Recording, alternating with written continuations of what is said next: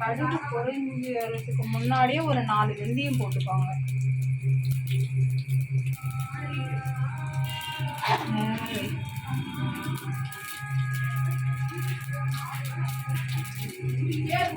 கடுகு வெந்தயம் பொரிஞ்ச உடனே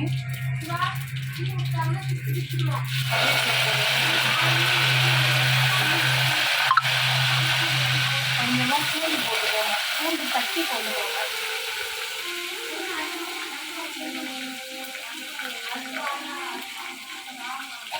சின்ன வெங்காயம்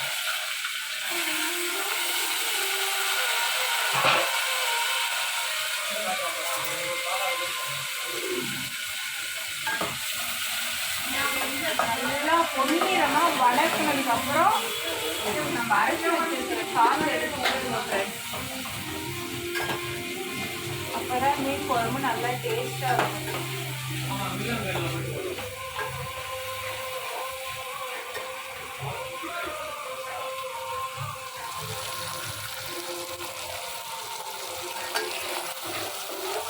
நல்லா வணக்குங்க.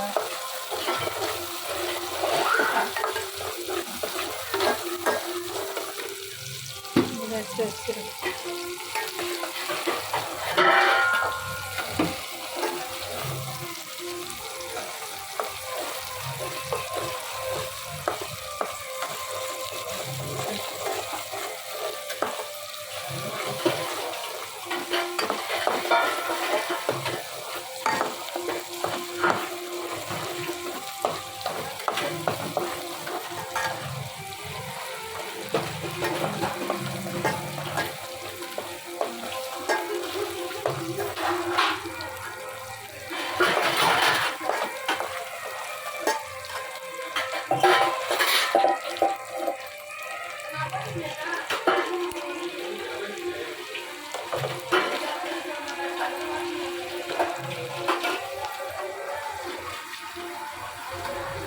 புளி கரைசலில் தக்காளி, பச்சை மிளகாய், மிளகாய்த்தூள், குழம்பு மிளகாய்த்தூள், தனி மிளகாய்த்தூள், உப்பு போட்டு கரைச்சி வச்சுருக்கேன் ஃப்ரெண்ட்ஸ்.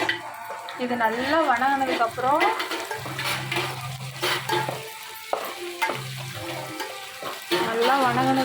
இந்த கரைச்சி வச்சுருக்கிறத எடுத்து இதில் கலந்துருங்க.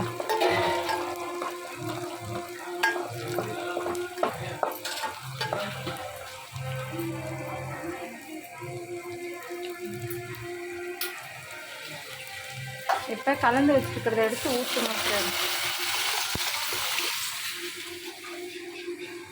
கொஞ்சோண்டு தண்ணி குடி, கொஞ்சமாக.